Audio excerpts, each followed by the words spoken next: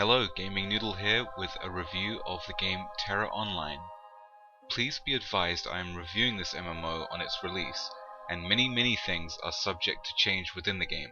That is just the nature of MMOs. Tera Online is a self-proclaimed true action combat MMORPG from the Korean company Bluehole Studios. While there has been some controversy surrounding the company with legal issues involving NCSoft, its first game has finally been released to the West. Now some of you may cry out grind having heard the words Korean and MMO next to each other, so I want to get this out of the way right now. Having already played to max level, I can safely say this is perhaps the quickest I have ever leveled in any MMORPG ever, whether it be Eastern or Western. There are 7 races in the game: the humans, Kastanik, Aman, Popori, Elin, Baraka, and High Elf. Along with this, there are 8 classes to choose from, consisting of Archer, Berserker, Lancer, Mystic, Priest, Slayer, Sorcerer, and Warrior. From what I understand, long ago the gods Arun and Shara created a universe, and they went to sleep.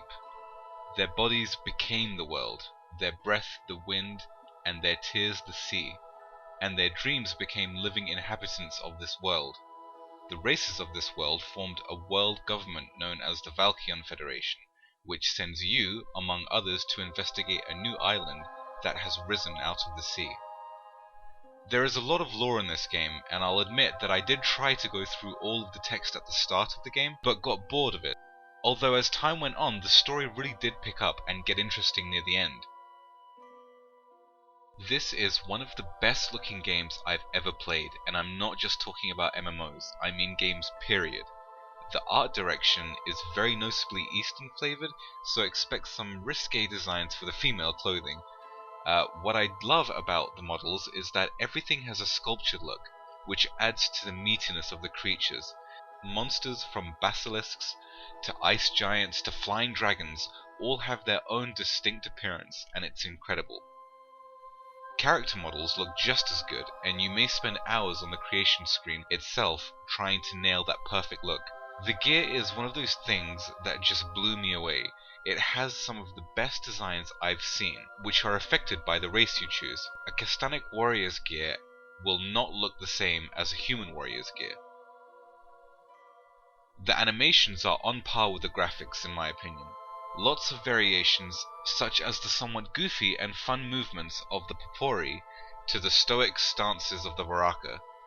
The enemies can move in crazy ways as well, one of my favourites being the dragons that fly high into the air, then crash down onto you, stopping their forward momentum into a tumble.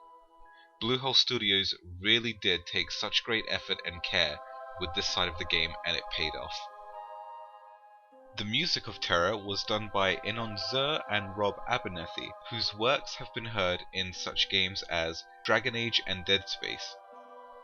Being truthful, the music wasn't that interesting for me. Granted, some tracks were very enjoyable, most of it was just forgettable. Games such as Guild Wars, World of Warcraft and Lineage 2, to name a few, all had amazing music that really helped flesh out the zones I was playing in. And while the world of Tera is beautiful, I couldn't help but feel a little let down by the music. I just didn't think it was as great as it could have been.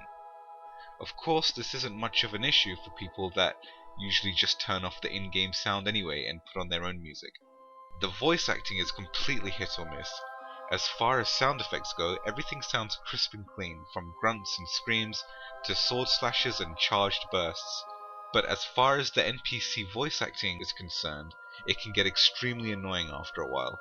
Although the quality of the VA work does increase for the many cutscenes scattered throughout the game, although getting the words to sync well with the characters' mouth movements seemed a bit of an issue with the English dubbing.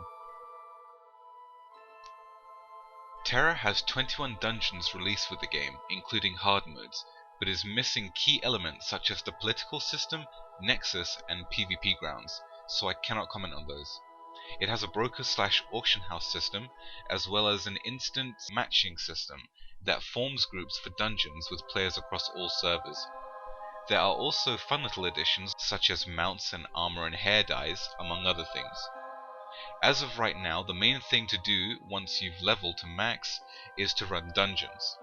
I can tell you from experience that the max level dungeons are no walkover, as the BAMs require good thought out and well executed strategies. I got to experience that great feeling you get when discussing with your group how to dismantle a foe and then actually doing it after a few wipes. I haven't touched the professions such as alchemy or blacksmithing, as they are plagued with bad design. The requirements for even low-level items require a lot of gold and or farming to craft, when it's easier to find a green on the broker system for much cheaper.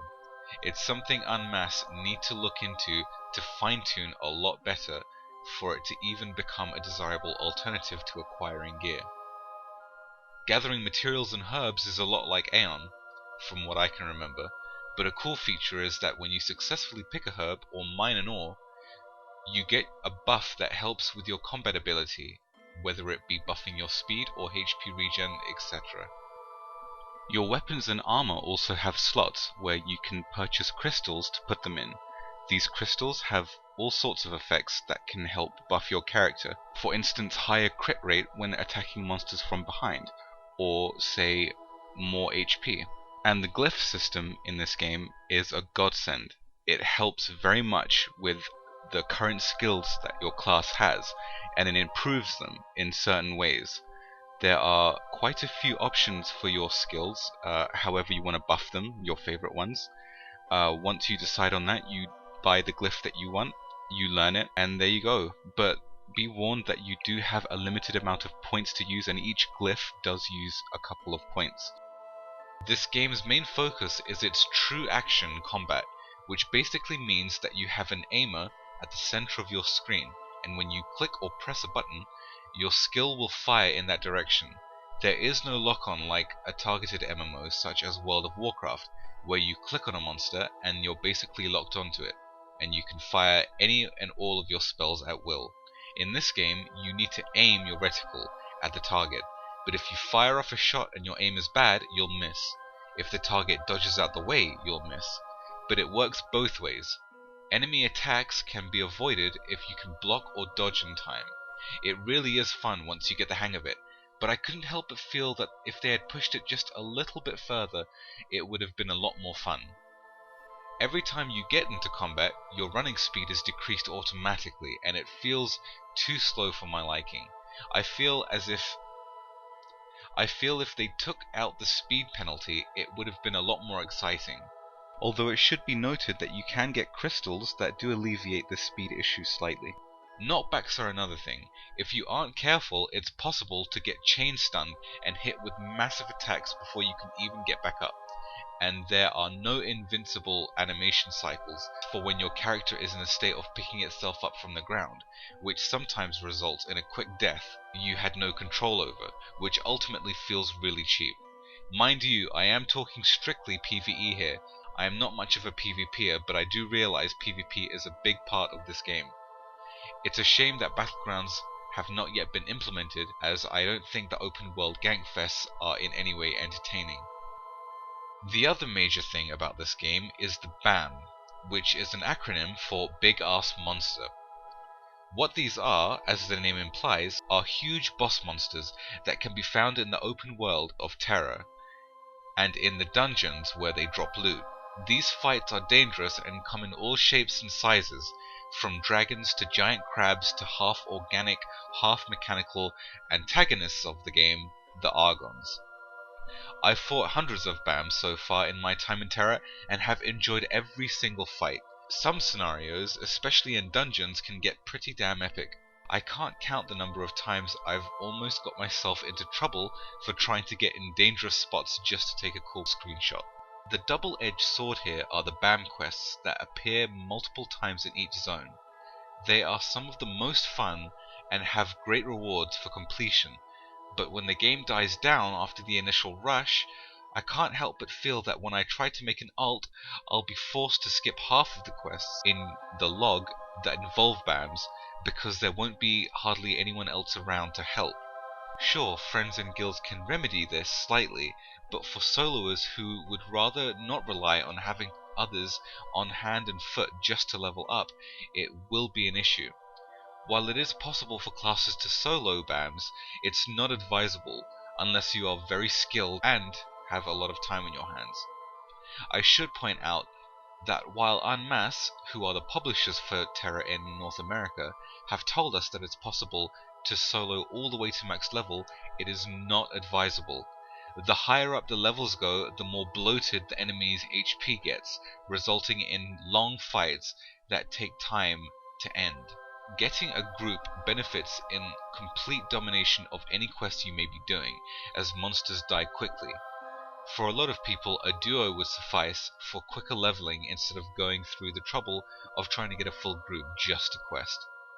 As I said earlier, the leveling speed is very fast for an MMO, but for some it may start to feel grindy in the sense that the quest system is terribly outdated, as it consists of the usual kill this many monsters, collect that many items. In conclusion, I feel the game is different enough that it's a fresh change of pace from some of the other offerings that are out there in the MMO world. The combat can be fun, the BAM fights are epic, and the journey throughout Arborea is fun when diving into the lore. Once the rest of the features are implemented, such as PvP battlegrounds, the political system, and the Nexus events, then it will be well on its way. Negative preconceived notions of what a Korean MMO is should not be held against this game. It's got a very solid start for an MMO, and I'm very eager to see what the future holds for this game. I'm giving Tera a 7 out of 10.